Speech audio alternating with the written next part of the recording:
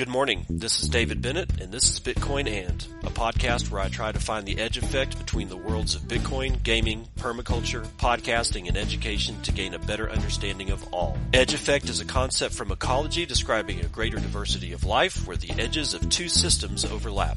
While species from either system can be found at the edge, it is important to note there are species in the overlap that exist in neither system, and that is what I seek to uncover.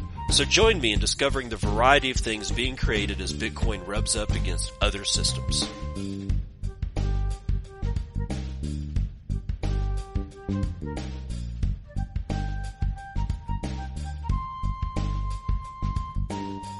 It is 9:28 a.m. Pacific Standard Time. It is the third day of December 2024, and this is episode 1000 of Bitcoin And. I got a lot of shit to go through, man. North Korea is threatening South Korea. South Korea went into martial law. Maybe they did. Maybe they didn't. You're going to find out more about that crap in the second half of the show. But first, I want to talk to you a little bit about the Leather Mint. The Circle P is open for business. Hasn't been open for business in quite a while, but I'm bringing it back for show 1000 because, hey, why the hell not? This dude over at the Leather Mint has some of the most amazing leather goods. They got wallets. He's got belts. He got all kinds of stuff. And if you can't find something that you need on this website, which is theleathermint.com, theleathermint.com, you're probably not going to need any leather. I'm serious. And he sells all of his goods for Bitcoin. If you're not selling it for Bitcoin, you're not in the Circle P. And if you do buy something from theleathermint.com, please, somehow or another, somewhere in a field where you're purchasing something or whatever it is that you're doing, please put in the fact that you heard it here on the Bitcoin And podcast in the Circle P store, and the Leather Mint may give me a cut of proceeds from the sale, just because that's sort of the way the Circle P works. I give you a little bit of free advertising. If you find it valuable, this is a value for value proposition. If you find it valuable, if you got a sale out of it, consider getting me back on the flip side. Okay, so there's the leathermint.com. Again, lots of belts, lots of wallets, all kinds of really high quality leather goods. They're handmade, by the way, and the stitching is where the rubber meets the road. Where else does the rubber meet the road? Well, let's say that it's probably, MicroStrategy. Don't, please, for the love of God, people, stop selling your Bitcoin to Michael Saylor. He doesn't need any more. He doesn't. But Nicholas Hoffman is telling us straight out of Bitcoin Magazine, don't sell MicroStrategy your Bitcoin. Today, MicroStrategy announced that it purchased an additional 15,400 Bitcoin for approximately $1.5 billion. This brings its total holdings to over 400,000 BTC, which is almost 2% of the entire Bitcoin supply. Guys, please stop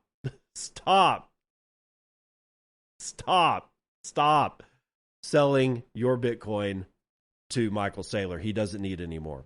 Okay, so in the month of November, Bitcoin rose almost 40%, while MicroStrategy bought over $12 billion worth of Bitcoin. In total, MicroStrategy now owns over $38 billion in Bitcoin. Other companies are now starting to copy MicroStrategy's playbook and run their strategy of accumulating Bitcoin as a strategic reserve asset. Saylor even presented to Microsoft CEO and board of directors on why they should adopt a Bitcoin standard. Microsoft is the third largest company in the world by market cap and is voting on whether or not they should add Bitcoin to their balance sheet. It's insane. Publicly traded Bitcoin miner Mara is also copying MicroStrategy's playbook and announced today that they're raising up to $805 million in debt to buy more Bitcoin. Do you get it yet? Do you understand?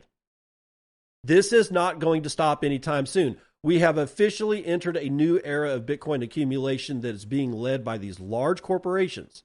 Saylor, MicroStrategy, and other companies are going to scoop up every available coin that they can get their hands on. And if they're as convicted as MicroStrategy is, they're not selling. That's not even to mention the other big players like BlackRock, Fidelity, ARK, etc., all of them buying up coins for their ETFs. The amount of demand for Bitcoin today is surreal. And here we have Nicholas Hoffman posted up one of his tweets that he put up on Twitter, and it says, companies that have adopted a strategic Bitcoin reserve this month. And here's the list. Rumble, LQR House, Remix Point, Genius Group, Cosmos Health, Jiva Technologies, Hoth Therapeutics, Thumbs Up Media Corporation, and Kirk's Pharmaceuticals. You know, there's Cosmos Health, Pharmaceuticals, Therapeutics. There's a lot of healthcare that's kind of jumping into getting into Bitcoin on their balance sheet. That's an interesting play, but continuing, I think that everyone, this message is mainly for the newer Bitcoiners, should follow suit in adopting their own personal strategic Bitcoin reserve for themselves and their families. I'm not saying or advising anyone to take on debt to buy Bitcoin, but rather adopt it as your primary savings account and sit back and take in all the benefits of holding Bitcoin, especially in regards to holding your own private keys. The plan is simple. You buy Bitcoin, secure it safely, and hold it for the long term. If you sell, you will be selling directly into the hands of MicroStrategy and every other company running this playbook. I agree with Nicholas Hoffman here. Don't sell your Bitcoin to MicroStrategy. Now, I'm going to say this. There are people out there who every once in a while actually need to sell some of their Bitcoin to, pay bills. They got to part with some of their Bitcoin sometimes. If you don't have to, then don't. But also, if you have to, don't feel like you're somehow or another some kind of evil person. All right, you've got to live. You've got to have food. You've got to have bills. You got to have a place to live. You got to have gas in your car. I get it. We all get it. But if you don't have to sell your Bitcoin, then don't sell your Bitcoin. Now, they mentioned Microsoft in the last piece. Here's another one about Microsoft from Daniel Ramirez Escudero from Cointelegraph. It says, Microsoft's Bitcoin dilemma. Ride a $5 trillion BTC wave or avoid risk. Next week, December the 10th. December the 10th, guys. On December the 10th. That will mark a key date for Microsoft in the Bitcoin community because the tech giant shareholders will vote on whether or not to add BTC to its balance sheet. The results will show whether shareholders are attracted to the current Bitcoin bull market or wish to stick to Microsoft's more pragmatic and profitable approach to tech development. On October the 24th, before the United States presidential election, Microsoft's 14A filing with the U.S. Securities and Exchange Commission included a section called Assessment of Investing in Bitcoin. The filing says the company should consider diversifying its assets with Bitcoin as an excellent, if not the best, hedge against inflation. However, just beneath the proposal, in the board recommendation section, Microsoft's board of directors advised the shareholders to vote against it, saying that the company's management had already carefully considered the topic. Nate Holiday, co-founder and CEO of Microsoft-backed Web3 decentralized data firm Space and Time, told Cointelegraph, quote, the board's pre-vote statement was clear. They have a sophisticated treasury management function that is returning tremendous returns for their investors. To assess the potential impact on the stock, Microsoft invited MicroStrategy chairman Michael Saylor to make a pitch for adding Bitcoin to the treasury. In a 3-minute slot containing 44 slides, Saylor went all in, claiming Microsoft could add $5 trillion to its current value of about $3.19 trillion. He argued that Microsoft should invest $100 billion annually in Bitcoin, asserting, quote, it makes more sense to buy Bitcoin than to buy back your own stock or hold bonds.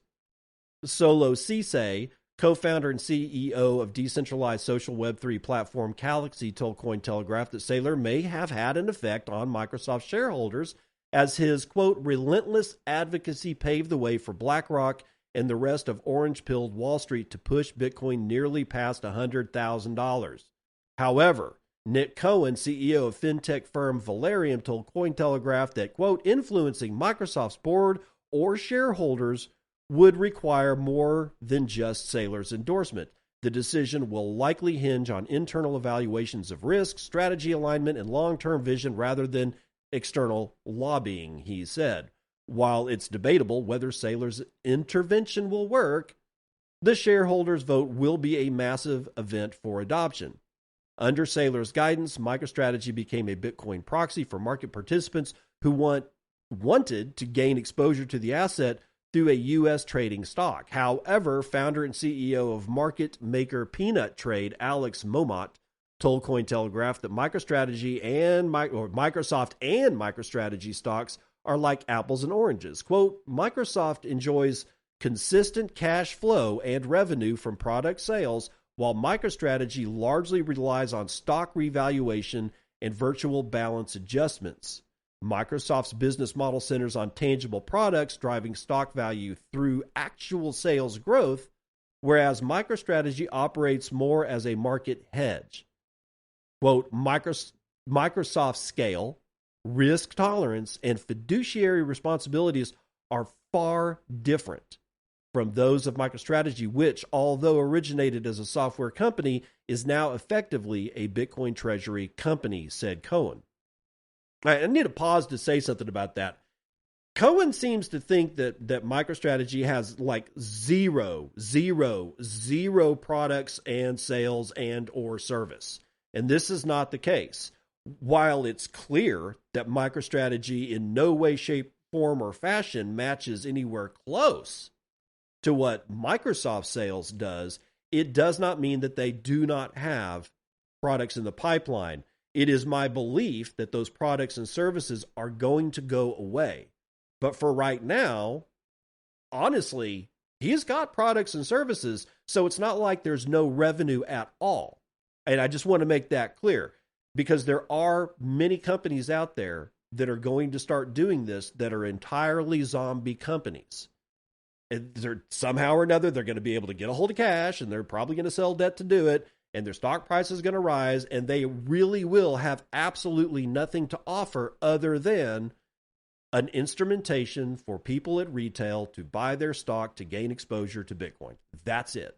That is happening, and it's going to happen more and more. But for right now, it is not the case that MicroStrategy doesn't have anything in the pipeline. Now, that said, Holiday highlighted that MicroStrategy was not a high-growth software company, so in order to drive growth, it had to change its focus to increase shareholder returns.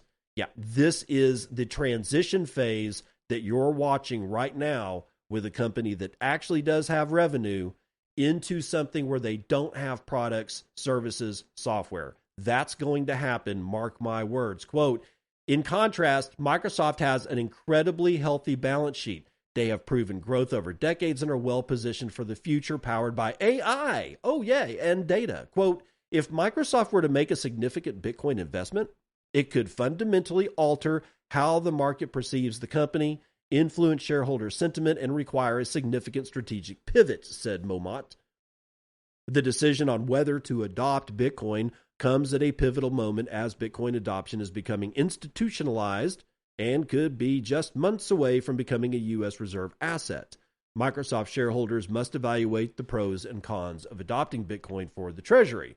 And the pros and cons are these. Daniel Carey, Chief Strategy Officer of Ton Wallet, Ton Keeper, told Cointelegraph that buying some Bitcoin as a diversification strategy is a good idea for public companies, as inflation does slowly erode the value of cash over time. Quote, Bitcoin is becoming the modern day savings account right in front of our eyes, with individuals and institutions parking long-term capital in the asset instead of leaving it in U.S. dollars or treasury bills that no longer outperform inflation.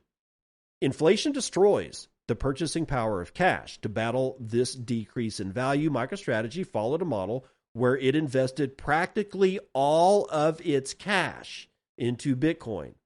Comfrey pointed out Microsoft's frequent enormous pot of cash on hand. Quote, Microsoft's cash on hand, according to public reports, is around $75 billion.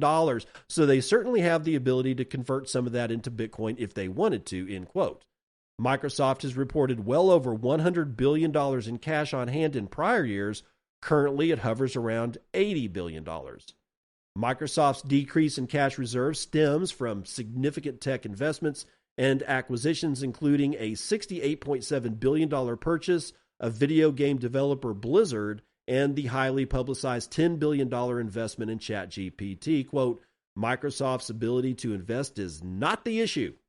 It's whether the potential risks align with its long-term financial and strategic goals, said Cowen.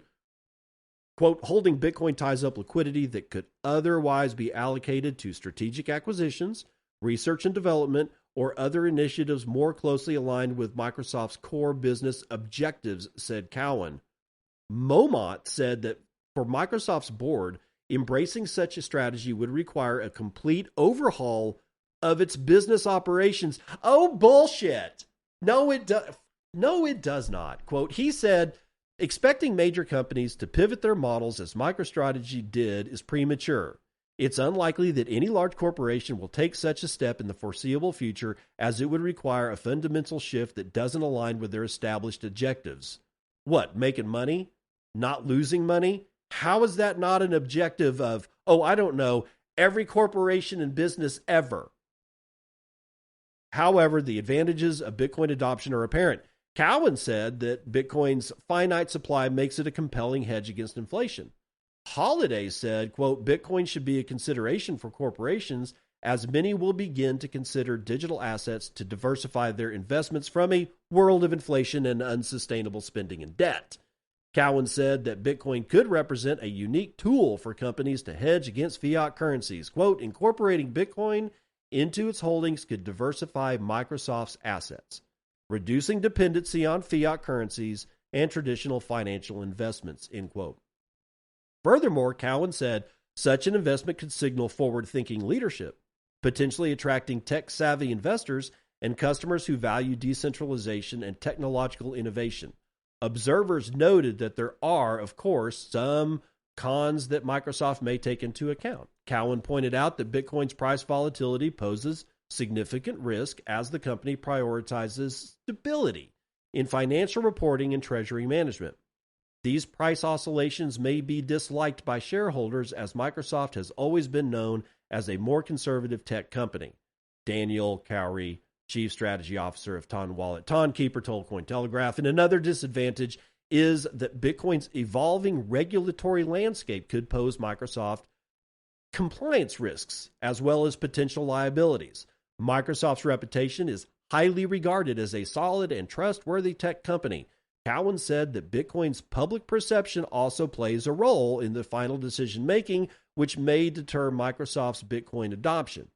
Despite Bitcoin's growing acceptance, its association with speculative trading, money laundering, and environmental concerns could lead to reputational risk.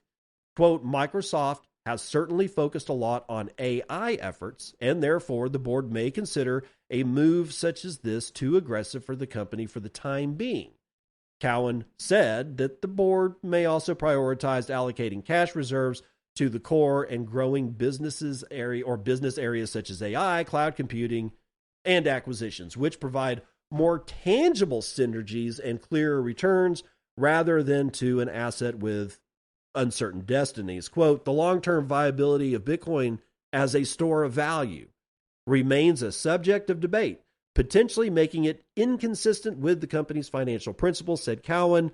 Cowen then concluded that as MicroStrategy works on a smaller scale, it allows for greater risk-taking. However, Microsoft must carefully manage decisions to maintain shareholder confidence and avoid undue exposure. Okay, so that's a long article, and all of it to basically say that there's 2 or 3 guys out there that literally think that there's only one way to invest in Bitcoin for a company such as Microsoft, and that is to completely cut loose their entire cash reserves and go all in on Bitcoin. Now, and then we have Michael Saylor himself, who told Microsoft, you better go all in on Bitcoin. Really? There's no shade of gray here. It's either all in or nothing.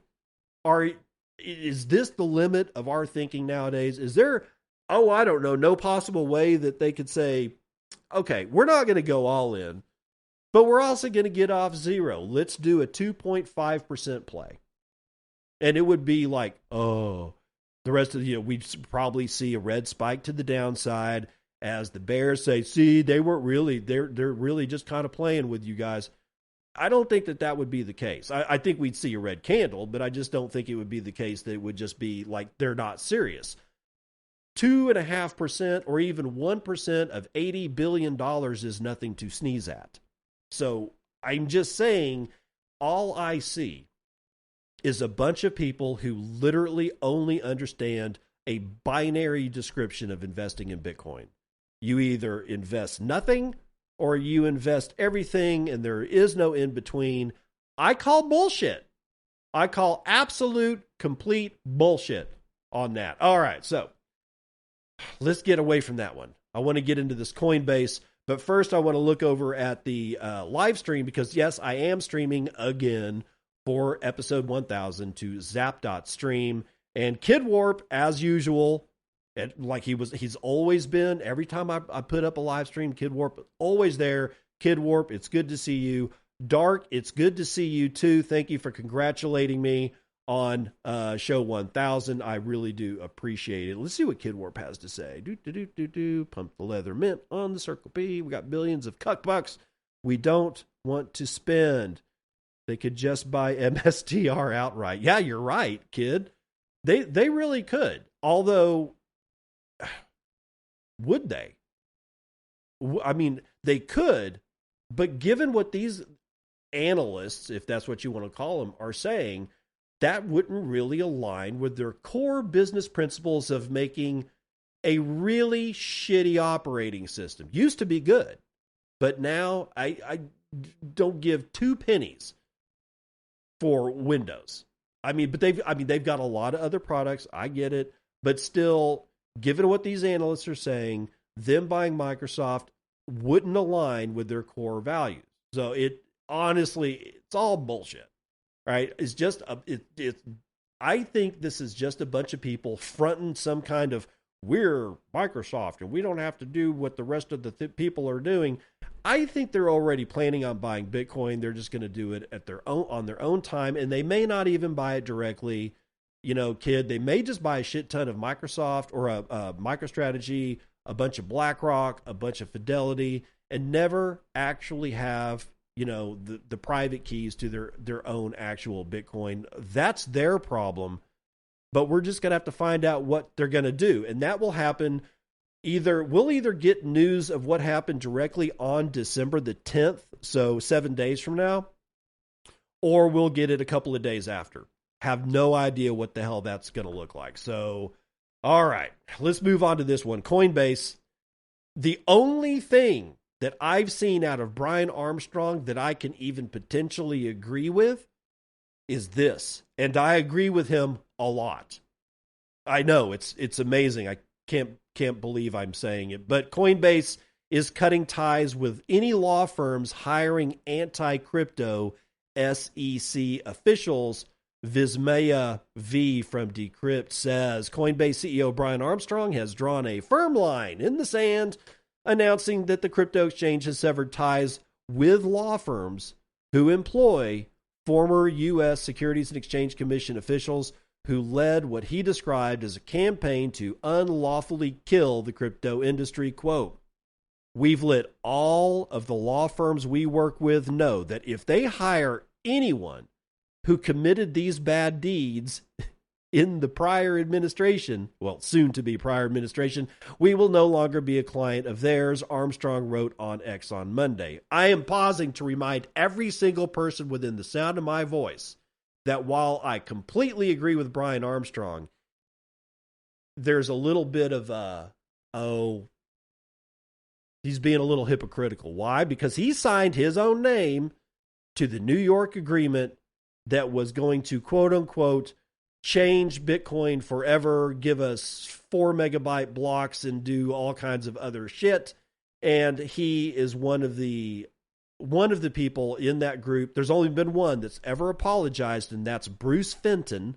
So if you don't know who Bruce Fenton is, he is literally the only one that signed his name to the New York agreement to try to forcibly change Bitcoin, which was never going to happen, but it was the intent, right? Bruce Fenton, only guy that ever apologized for signing his name to that letter. And he did so publicly. I got a lot of respect for Bruce Fenton, and I wish he was on Nostr. As far as Brian Armstrong is concerned, I don't give a shit if he ever gets on Nostr. This is the only thing that I actually agree with him on. But still, he committed a bad deed. He's never apologized for trying to destroy Bitcoin. And here he is in this hypocritical seat saying, oh, but if anybody does bad deeds that I deem bad deeds, well, we're going to cut ties with them. Well, A, you should. And B, then you should look in a mirror and say, you did bad deeds too. All I want from this motherfucker is an apology, but whatever. The crypto bull pointed specifically to Milbank, a global law firm headquartered in New York that recently hired Gerber Gruel, the former head of the SEC's Division of Enforcement, as a partner. Gruel oversaw a surge in regulatory actions against crypto firms during his time at the SEC, including lawsuits against Coinbase and Binance. Armstrong didn't mince words about the decision. Quote, Milbank recently messed up and hired Gerber. We don't work with them now and never will while he works there. Quote, it's an ethics violation in my book to try and unlawfully kill an industry while refusing to publish clear rules, Armstrong continued, referring to what he perceives as unjustified actions by the SEC. The SEC initiated over 100 enforcement actions under Gruel's leadership, with the former official defending his approach as essential to addressing fraud and protecting investors. Because, yes, all of us are stupid and like children and don't know how to change our own diapers, so we need someone like Gruel to look out for us. But Armstrong, however, criticized the overreach and highlighted the lack of clear rules for the industry. Quote, if you were senior there, you cannot say you were just following orders. They had the option to leave the SEC, and many good people did, he stated. The Coinbase CEO also stressed that while he does not believe in permanently ostracizing individuals, the crypto industry should avoid supporting firms that employ figures who worked against the sector. Quote, let your law firms know that hiring these folks means losing you as a client, he urged the crypto community. The mogul's remarks came as the SEC itself is set for significant leadership changes. Chair Gary Gensler, who has faced criticism for his enforcement-heavy approach to crypto regulation, announced his resignation effective January the 20th, 2025, the day of the inauguration. Adding to the leadership exodus, SEC Commissioner Jamie Lizarraga also announced his resignation effective January the 17th, citing personal reasons. Although bipartisan rules require at least one Democratic commissioner, Trump will have the opportunity to appoint new members, potentially steering the SEC toward a more pro-crypto direction. Yeah, well, we'll have to see what the hell Trump's going to do. I want him doing one thing and one thing only on day one, and that's free Ross. He has one job. All he has to do is one thing, and that's free Ross. And he needs to do that day one, not day two, not day three. I mean, not that I wouldn't take it if it was done day two or day three. It would just mean that in my book, he would have broken a promise and said, we're going to free him on day one, and then you didn't. That sets a bad tone for everything else going forward. I don't give a shit that he's Orange Man. I don't care what his political leanings are. He's got one fucking job, Day one, free Ross. Day one, free Ross. It's not all that difficult. Okay, Mara Holdings. Well, their bold $800 million bet on Bitcoin wind farms and a 64% stock surge in 12 months. I told you yesterday that $700 million that they were going to offer in convertible notes was not going to hold. It was going to be oversubscribed. And again, I was right. Now they've gone up to $850 million because this shit was oversubscribed. But let's read this one from Yahoo Finance. Mara Holdings just made waves, announcing an $850 million zero coupon convertible note offering due 2031 with an extra $150 million on the table for initial purchasers. So they're expecting even more buy-ins. The kicker? These notes come with a 40% premium over the current stock price, signaling investors are betting big on Mara's crypto-driven future. The company plans to use the cash to buy more Bitcoin, retire $48 million in older debt, and fund general expansions.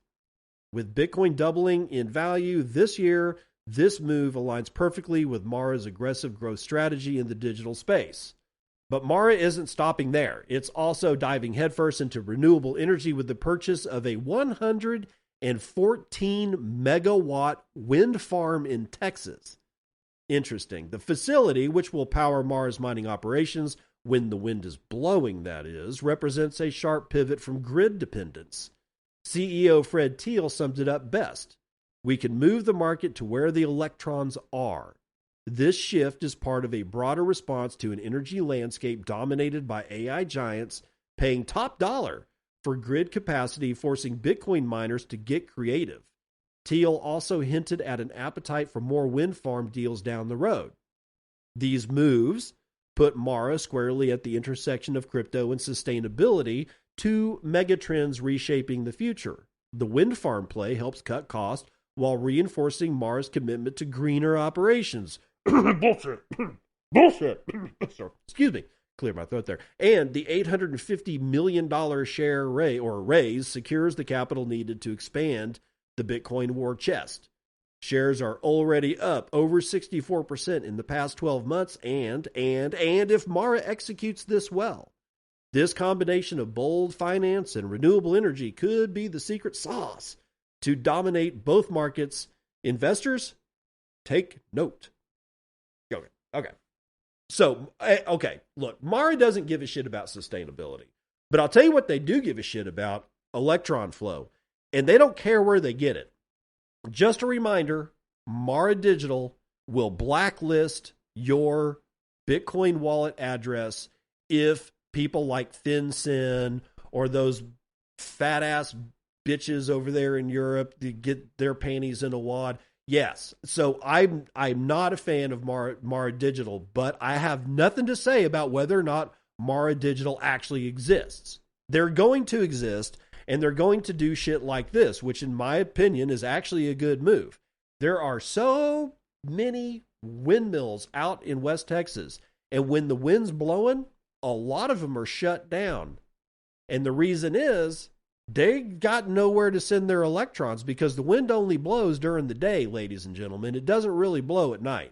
I don't know if you've ever noticed that, but at 1 o'clock in the morning, anywhere on the planet, there's hardly ever any wind unless there's an actual storm. All right, so this makes a lot of sense for Mara to do. Now, the whole thing with this 40% premium, what does it mean? Well, it means when you buy one of these convertible notes, you're paying their share price plus their share price multiplied by 0.4. So you're paying almost 1.5x. Technically, you're paying 1.4 times what their stock price is to buy one of these notes, which can then be converted into one share later on down the line if that's what they and you decide to do, depending on how that shit's structured. All I'm saying is that if they get another $150 million, which would then take them to exactly $1 billion of interest. Not interest payments, of people that are interested in actually buying this shit. If they get $1 billion out of this, the people that are buying all that are paying 40% more than their share price. So they are betting big. Even at 850, even if nobody buys anymore, if they just hold this at $850 million, that's huge. That means that there is a lot of people who are like going, you damn Skippy, this stock price is going to go up by 40% from the day that I bought this particular convertible note to by the time that it's expiring in 2031. 40% premium. That honestly is rather huge. Let's run some more numbers.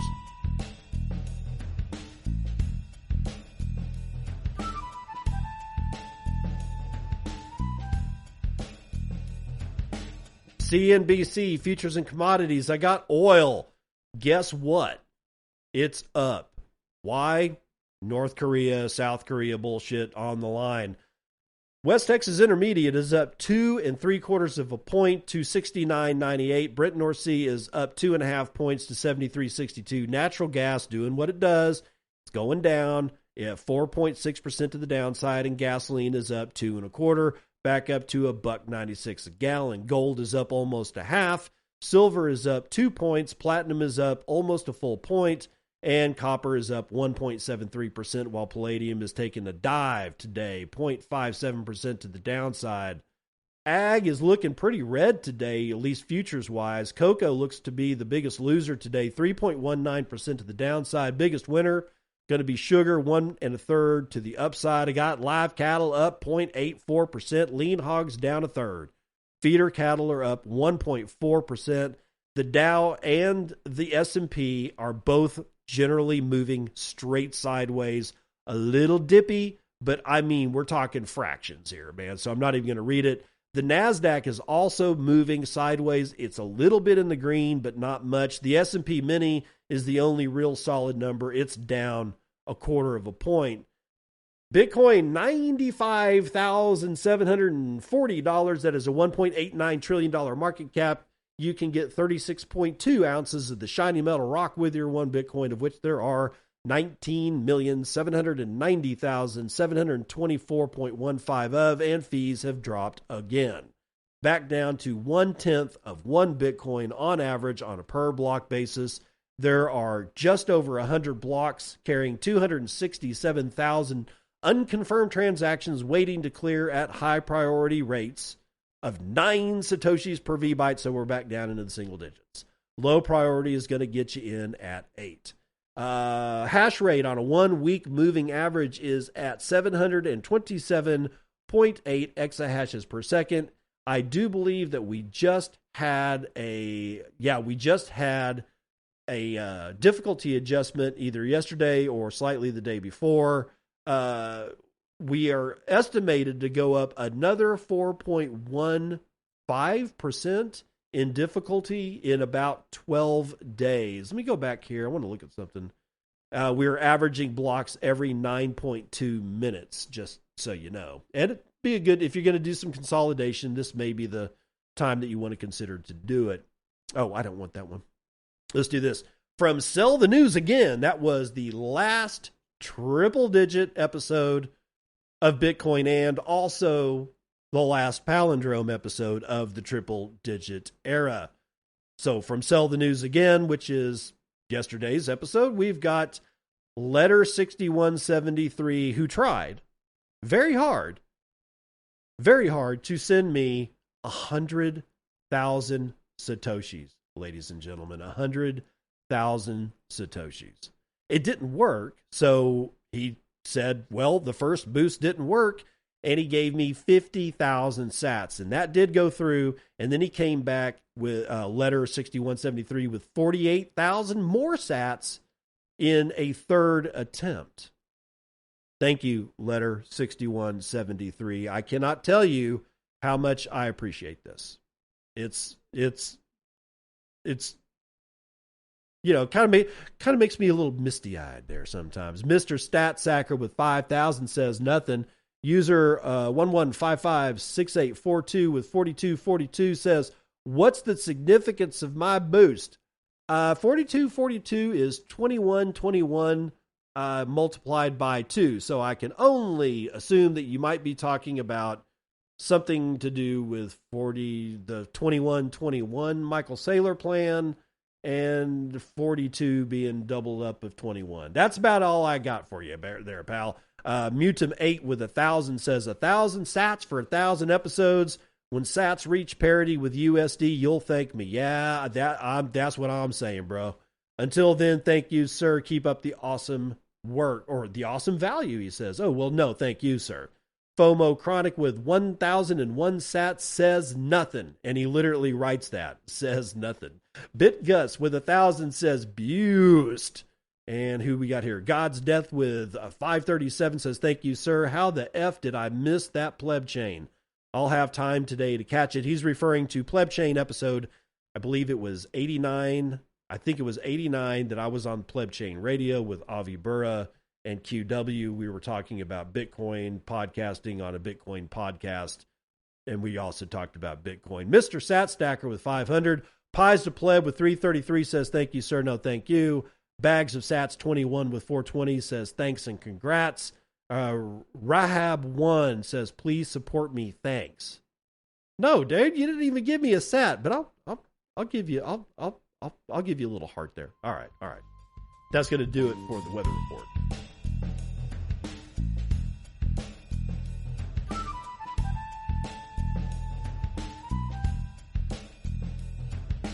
Welcome to part 2 of the news that you can use. Where are we at here? Yeah, okay. South Korea's lit up like a Christmas tree this morning. And let's find out what the hell's going on. Now, this is the latest that I got from CNBC. It says that the South Korean won, their currency, has cut losses after Parliament votes to lift martial law. Said, if you have no idea what the hell's going on, you're probably confused. So let's read this one. Who is there? Sam Meredith is writing for CNBC. South Korea's won on Tuesday cut losses against the U.S. dollar after the country's parliament swiftly passed a resolution to demand the lifting of martial law.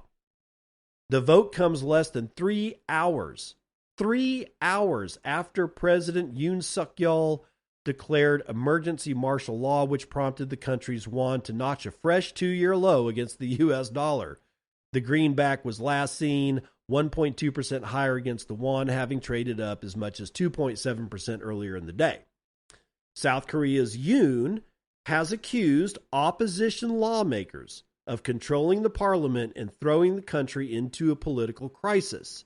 Quote, I declare martial law to protect the Free Republic of Korea from the threat of North Korean communist forces, to eradicate the despicable pro-North Korean anti-state forces that are plundering the freedom and happiness of our people, and to protect the free constitutional order, Yoon said, according to a Reuters translation. The move, which hasn't been imposed in Asia's fourth largest economy since 1980, was sharply criticized by opposition lawmakers. Martial law refers to the temporary imposition of military authority over a civilian population, typically during times of emergency.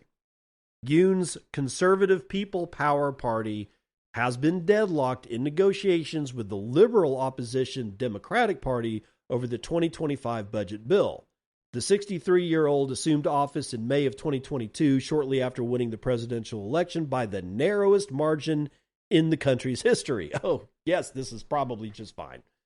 His foreign policy stance has been dominated by a hardline stance on North Korea, while Yoon has sought to strengthen ties with the U.S. and Japan.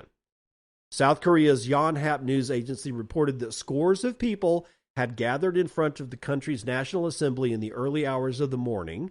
ETFs and U.S.-listed shares of Korean-based firms tumbled on the news before staging a recovery after the country's parliament voted to lift the martial law.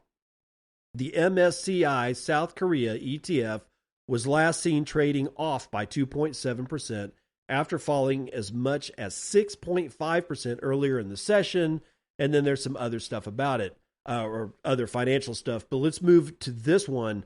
South Korea's martial law commander and Army General Park On-soo said earlier that several measures were to come into force from 11 p.m. local time, quote, to safeguard liberal democracy and protect the safety of the people against anti-state forces threatening to overthrow the Republic of Korea, end quote.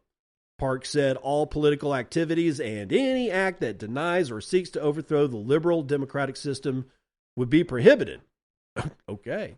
All media and publications will be subject to the control of martial law command, and strikes and gatherings that incite social order were also said to be forbidden.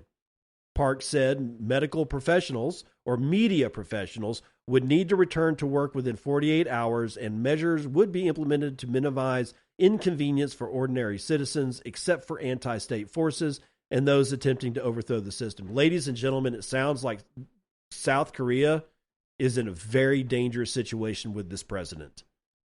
My first reading of everything, my first impression of everything that I've seen this morning is that this president, I don't know, my gut feeling is something is very wrong.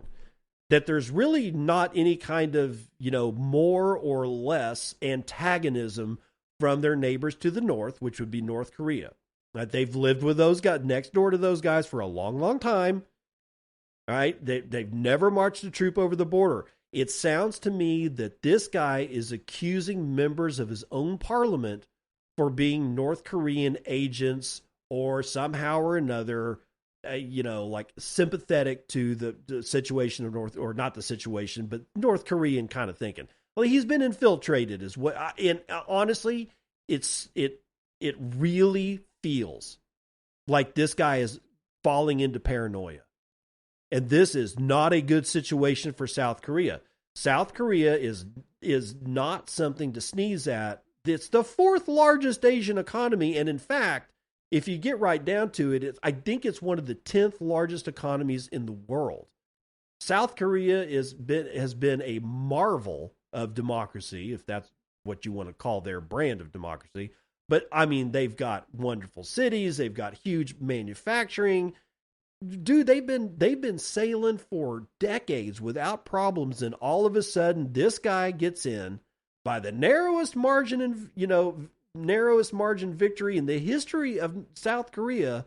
And he immediately gets paranoid, basically looks at his own parliament and says, you guys are all filled with North Korean agents and sympathizers, and then declares martial law unilaterally, to the point that nobody agreed with him, that the parliament came back into session and 3 hours later said, no, we're not doing martial law.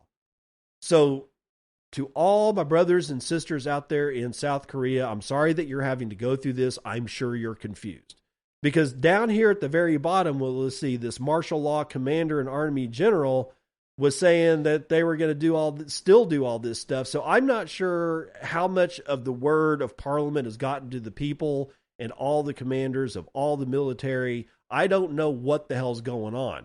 But if this doesn't settle down right now, you're probably looking at a coup in South Korea. All I can hope and pray for is that South Koreans are safe and that this shit just goes away. And maybe the old man woke up from a bad dream during a nap or something, freaked out a little bit and did something that he shouldn't have done. And maybe we can all just forget about it. But if not, you may be looking at a coup. Just saying. All right. So let's see. Hold on. Do I want to do this one? Yeah. BlackRock. Their spot ETF has surpassed 500,000 Bitcoin in assets under management.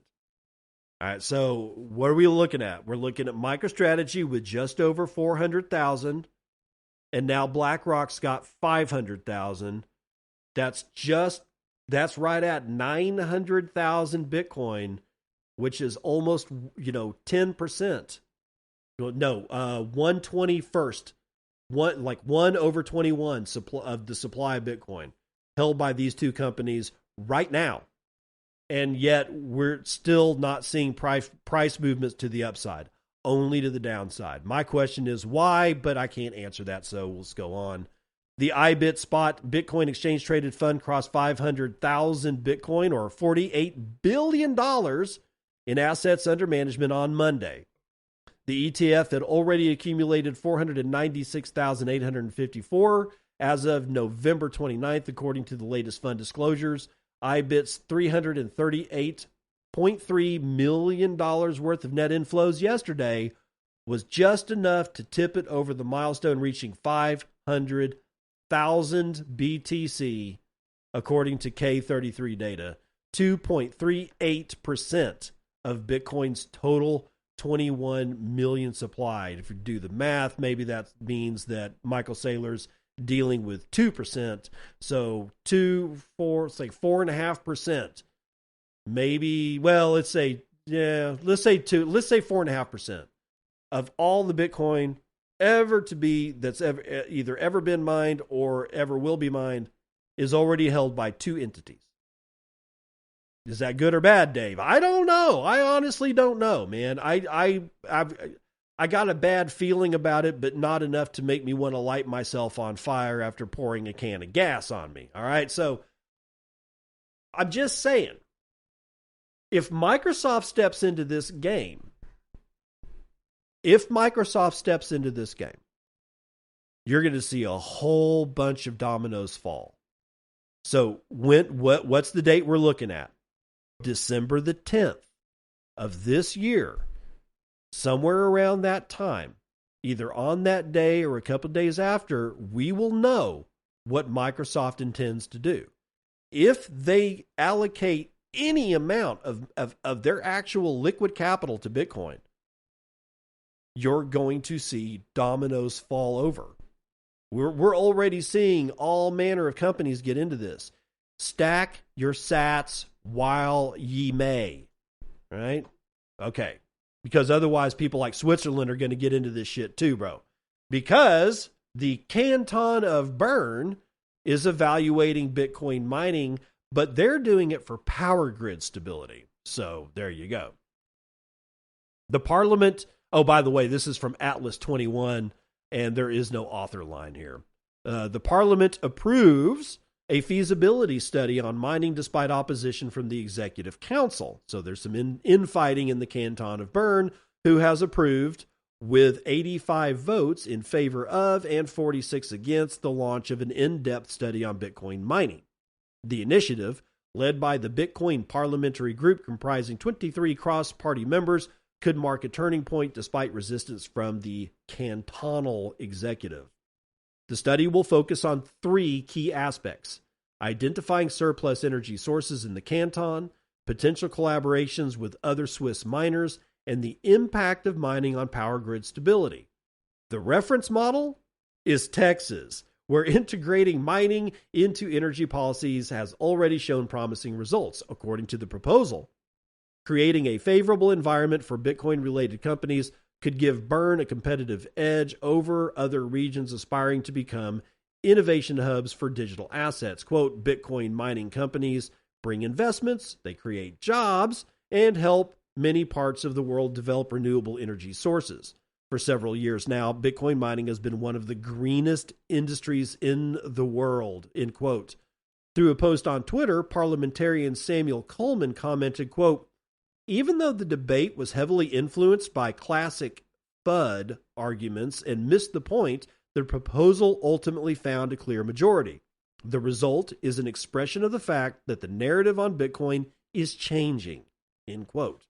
The Executive Council, while opposing the initiative, raised concerns about the international scale of energy consumption, noting that the canton is an energy exporter.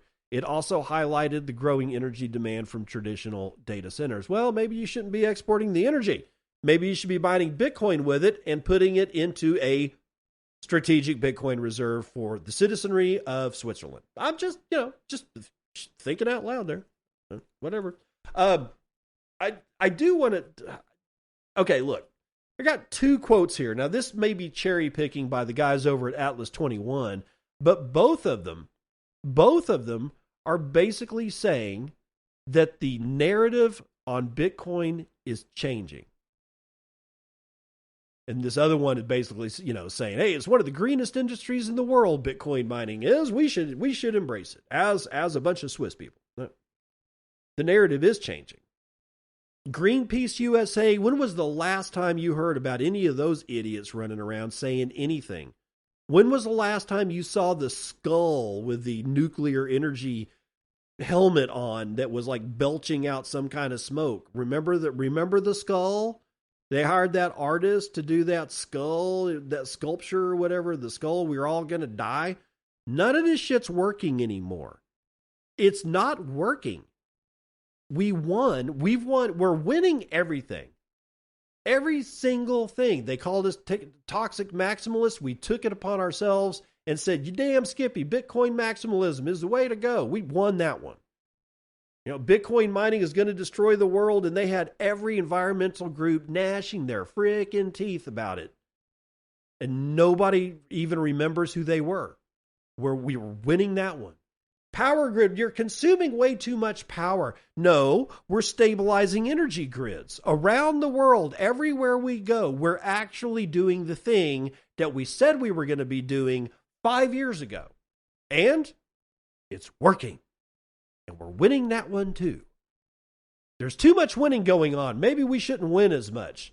But that's probably why we're going to talk about Nostr, which is another way that we're winning too. Damus Notebook Alpha is now available to Purple subscribers. So you got to be a Purple subscriber. And you got to be something other than Windows 7 as an operating system, because no dice.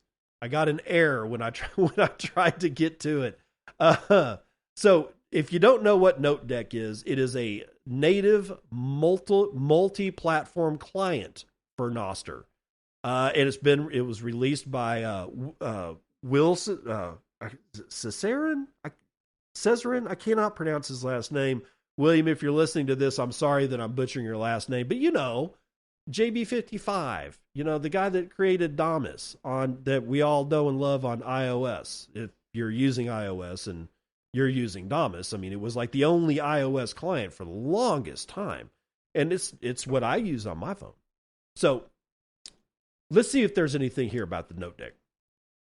Damus NoteDeck Alpha is out now for Damus Purple subscribers. So you got to be the Purple subscriber. It's a thing about Damus. If you want to support Will and do some other, let him like live his life and pay his bills, then you can become a Purple subscriber. But currently, the alpha version of NoteDeck supports browsing Nostr content, creating post replies, and the ability to quote notes. It also includes columns for profile, notifications, and hashtags, and has support for multiple accounts. NoteDeck is available on Linux, Mac OS, and Windows. An Android version will be added in 2025, along with iOS and iPad OS eventually. The public release of NoteDeck Alpha is expected in a couple of weeks. Learn more about Damus Purple subscription here, and of course here is a link, and if you go to the show notes for this show, this link to the nobsbitcoin.com article about this, you open that link up, and then you scroll down into the middle of this thing where you see learn more about Damus Purple subscription here, and you can go there because the link will be included in the link, right? Okay, so key features, it's a lightning fast client. Quote, it's built from the ground up with an ultra-fast database made exclusively for Nostr, leveraging several state-of-the-art performance techniques not available on web clients. There's custom feeds. You can add a timeline, a hashtag, and notification columns of any Nostr public key, which means you can see the Nostr landscape through other people's eyes. Account switching. Nostriches can also switch between multiple accounts quickly and easily, drastically improving personal and business use cases. Thank God. Future updates will include Zap functionality, direct message support, embedded videos, likes, reactions, and reposts, Nostr search, and media uploads. All right, so if you ever used, TweetDeck? I used TweetDeck when I was still on Twitter. I used TweetDeck, and that was the only thing that I used. I never went to the actual Twitter client because I could have columns, right? So I could see everything that I posted in one column. I could see my profile on the complete left-hand side. I could, let's see, what else could I do? I could put in I could put anything in there. I could put in somebody else's Twitter account and see what was going on their account. I could do hashtags. So I would have like 4 columns, right? What I post, what my Bitcoin list of all the people that I were following would be on another column, so I could see only the Bitcoin stuff. I could have a hashtag on another column, and it was great. And that is the architecture that JB55 is wanting to bring to Nostr. And it honestly, it couldn't come. I wish it had come sooner, right? But right now it's in pre-alpha, so it's, expect it to be funky. Alpha is still going to be funky, and it's like a couple of weeks away. So just be aware. But this shit's coming, and this is going to be great, especially with the fact that you can manage multiple accounts on the same client. Now, NDK Mobile, that's the Nostr Development Kit Mobile, is a library for iOS and Android mobile Nostr apps. NDK Mobile is a React Native Expo implementation of NDK, the Nostr Development Kit, that provides a complete toolkit for building Nostr applications on mobile platforms. This is a new library that I've been building as a byproduct in the past couple of months. It wraps NDK in a framework aimed at creating iOS and Android apps, announced Pablo F7Z, the man who only ships and never sleeps. NDK mobile packages key features of the Nostr Development Kit, including outbox model support, login management, SQLite caching, subscription management, NIP60 wallet support, and session support. Quote, this is the library that is behind OLUS and the upcoming Honeypot wallet, added the developer. Upcoming updates include documentation improvements, NIP29 support, NIP55 support, and more session management possibilities. The key features are multiple signer implementations, SQLite-based caching for offline support, subscription management with automatic reconnection, React Native and Expo compatibility, React hooks for easy state management, integrated wallet support. A bare bones NDK mobile sample application can be found here at github.com/PabloF7Z/NDK mobile sample. And again, if you need to get directly to it, well, you can just go to the show notes, find the very last link in the list, because this is the very last story that I'm going to cover today for show 1,000. 1,000 shows. And I wouldn't have done it had it not been for people in like you, Kid Warp, over there in Zap.stream. I got a lot of love on Nostr this morning. A lot of people were saying, you're about to flip over to 1,000 shows. I've never really kind of experienced the amount of people coming out of the woodwork to say congratulations and or thank you. And over the last couple of days on Nostr, it has just been like a nonstop flood of people, wishing me well. And why would I not want to be a part of that? That's all I got to say about that. So thank you for every single person out there that gave me massive zaps on yesterday's show, zapping me on Nostr. I haven't seen a zap on Zap.stream yet, but that may be because I had to reconnect a Nostr wallet, and I'm not sure if it's working properly or not. Kid Warp, if you want to give me a zap or two just to see if it works, just keep it low. Keep it like, 7 sats or something like that. But all of you guys are the whole reason that I do this thing. I think it's important to know what's going on in the world as you're driving to work, or as you're on, taking a walk at work, or somehow or another not working while you're at work, and you're listening to me and you're finding out about what the hell's going on with Bitcoin. And I hope that I'm trying to, I'm trying to keep you guys sane, and not, especially the newcomers to Bitcoin, making sure that they don't make any of the mistakes that I saw being made by several thousand people around me when I first got into Bitcoin back in 2015. The absolute state of shit coinery at that time, whoa, I mean, it was mind-blowing. It's actually not as bad right now. It probably will get bad, but back then, there were people that were just, they got into Bitcoin, stayed there for a month, and then cashed completely out and went to Doge or Ethereum Classic or TON or any number of shitcoins that are out there, and they basically just lost all their Bitcoin is all that happened to them.